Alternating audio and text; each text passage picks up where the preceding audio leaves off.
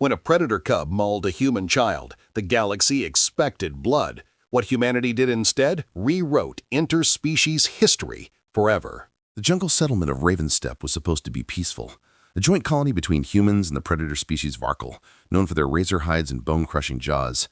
The settlement children sometimes played too close to the tree line, and today that mistake would ignite an interstellar crisis.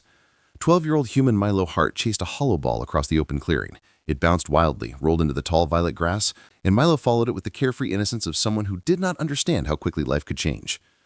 In the shadows, a Varkle cub, barely weaned, oversized claw still growing, was practicing pounce instincts. When Milo stepped into range, the cub reacted automatically. A blur of black fur, a cry, blood. The cub pinned Milo with surprising strength, claws raking across the boy's forearm. It was not a predatory attack, it was confused play instinct turned dangerous. But biology doesn't care about excuses. Milo screams, the cub fled into the foliage, leaving him bleeding on the ground. Within minutes, the clearing filled with humans. Medics rushed in, stabilizing Milo while security teams scanned for threats. Panic rose with every passing second. The Varkle parents arrived shortly after, drawn by the scent of their cub's distress, only to find human soldiers armed, tense, and surrounding their young. Misunderstandings crackled in the air like electricity. The Varkle elders barked defensive growls. Human security tightened their formation. It felt like one wrong movement would spark species-wide war. Then Commander Alara Voss arrived. She didn't shout orders or draw her weapon. She knelt beside the wounded boy and whispered calmly to the Varkle elders. "We do not blame your cub. He acted on instinct. We will not harm him." The Varkle froze, stunned. No species had ever forgiven an injury to their young. Not in Varkle culture, not in any neighboring civilization. Retaliation was tradition. Revenge was expected. Compassion was unthinkable. Alara stood, hands open, peaceful yet firm. She said, "We will treat the boy, and we will help your cub learn control. Together." For the first time in their history, the Varkle had no idea how to respond, because they had never seen mercy used as strength. Night fell quickly over Ravenstep, bringing deep blue shadows and the humming glow of bioluminescent plants that dotted the predator world. The settlement's emergency lights flickered along the perimeter as medics worked in the clinic. Milo, pale but stable, rested inside a regenerative station's bed. His vitals improved, but the emotional shock of the attack rippled through every corridor. Parents whispered. Soldiers sharpened their focus. Tension coiled like a spring, waiting to snap.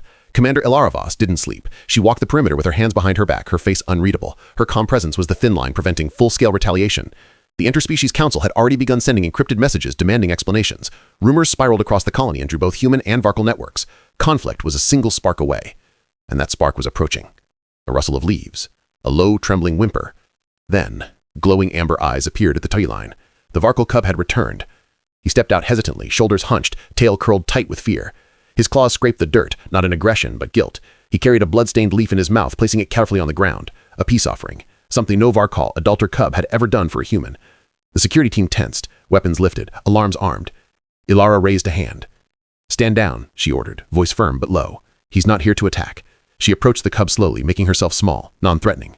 The cub whimpered and backed up, torn between instinct and remorse. He kept glancing at the clinic window where Milo rested. "He came back for the boy," Ilara whispered. The Varkle parents emerged moments later, ashamed and terrified. Their culture demanded they retrieve their young or die trying, but they hadn't expected the cub to return on its own, bearing an apology none of them taught him. The father bowed his massive head. "This is not our way," he rasped, "but your child lives because of your mercy, and our cub returns because he feels your mercy." Ilara knelt, extending a gentle hand. The cub approached, shaking, brushing his muzzle against her palm, a symbolic gesture of submission and trust. Everyone watching, humans and Varkle alike, felt the shift. This moment wouldn't erase the injury, but it shattered the ancient cycle of revenge. For the first time, a Varkle cub had sought forgiveness, that a human had accepted it. The next morning, the entire settlement gathered in the central hall, a circular structure of polished stone and glowing holoscreens. Humans stood on one side, Varkle on the other, separated not by walls, but by centuries of distrust. Whispers tangled through the air like vines tightening around a fragile branch. Milo's injury had already reached the Planetary Council. Now both species waited to hear the human decision, punishment or forgiveness. Commander Alara Voss stepped into the center. Her uniform caught the rising amber sunlight, giving her the appearance of someone forged from steady gold. Behind her stood Milo's father, arms crossed, jaw tight. The boy's mother clutched her hands together to keep them from shaking. And then, with small trembling steps, the Varkle cub was brought in. The elders pushed him forward gently. His fur had been brushed down, his claws retracted tight to show submission. But his eyes, Those glowing amber eyes held pure fear. He understood consequences. Varkal did not shield their young from accountability. They raised them to face it head-on. The room vibrated with tension. One soldier muttered, "If that cub had aimed an inch higher, the boy would have lost an artery." A Varkal elder growled in response. Ilara lifted her hand. Silence fell instantly. The boy survived, and we must decide how we respond. She turned to Milo's parents. "Your son wishes to speak." Gasps rippled through the hall as Milo stepped out from behind the medical team. His arm was wrapped in regenerative bandage tech, blowing softly. He looked pale, tired, but determined. The cub lowered himself flat to the ground, ears pinned, tail tucked. But his eyes, those glowing amber eyes, held pure fear. He understood consequences. Varkal did not shield their young from accountability. They raised them to face it head-on. The room vibrated with tension. One soldier muttered, "If that cub had aimed an inch higher, the boy would have lost an artery."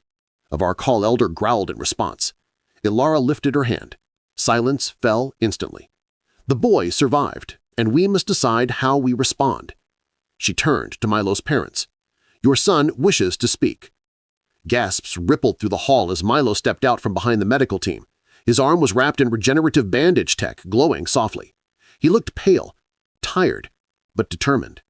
The cub lowered himself flat to the ground, ears pinned, tail tucked. But his eyes, those glowing amber eyes, held pure fear. The forgiveness moment spread across the colony like wildfire. By midday, every comm channel buzzed with the same shocking headline. Human child pardons Varkal cub, peace talks scheduled. What was meant to be a local incident had become a planetary spectacle. Inside the council dome, the air shimmered with political tension. It was a towering structure of transparent alloy and floating hollow archives that recorded every word said within. Today, representatives of both species gathered for what the media called the Alliance Trial, a formal decision on how to reshape human-Varkal relations after the incident. Predator instincts and prey logic mixed uneasily in one room. Commander Ilara Voss stood poised at the central podium. Milo sat beside her, still weak but refusing to stay behind. The Varkal cub crouched near his parents, trembling but trying to stay still. The counselor spoke in harsh whispers, their voices echoing like distant thunder. A human counselor slammed a fist on the table. "Our child was injured. Tradition demands consequence." A Varkal elder snarled back. "Consequences were faced." The cub returned. He bowed. He submitted. "This has never happened before." Ilara raised her voice. "Enough." The entire dome fell quiet. She stepped forward, projecting calm strength like a torch in darkness. "We have a choice," she said. "We can cling to ancient fear or build something new." A hollow screen displayed graphs of past conflicts, centuries of retaliation, escalating fights, needless deaths. Then a new image replaced them, Milo and the cub touching hands. "This incident is not a threat," Ilara continued. "It is an opportunity, a rare chance to break the cycle." A silence heavier than gravity settled. A human counselor stood. "And you trust the Varkal to accept peace?" Before Ilara could answer, the cub crawled forward on shaking legs. Every guard tensed, but the cub lifted his head and spoke in broken human speech. "I hurt, friend. I learn. I protect Milo." Gasps erupted everywhere. The Varkal elder stared, stunned. The humans froze in disbelief. No Varkal cub had ever spoken another species' tongue voluntarily, especially not words of protection. Milo stepped beside the cub, placing a hand on his head. "He's not dangerous. He's learning. So should we." The council chamber trembled with energy, like the universe itself paused to watch a new era form. Finally, the Varkal archelder rose. "With your permission," he said to Ilara, "our cub will train with human children. Let him learn gentleness." Then he bowed, a predator bowing to a human. Ilara nodded. "We accept."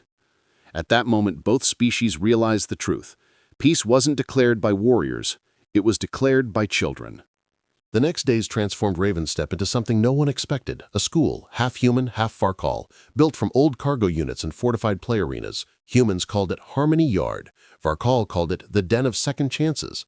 The cub, now officially named Raykor, meaning soft claw, stood at the center of the new training circle. His fur bristled with nervous energy. He towered slightly over the human children, but held himself small, cautious, copying the gentle movements Ilara had taught him.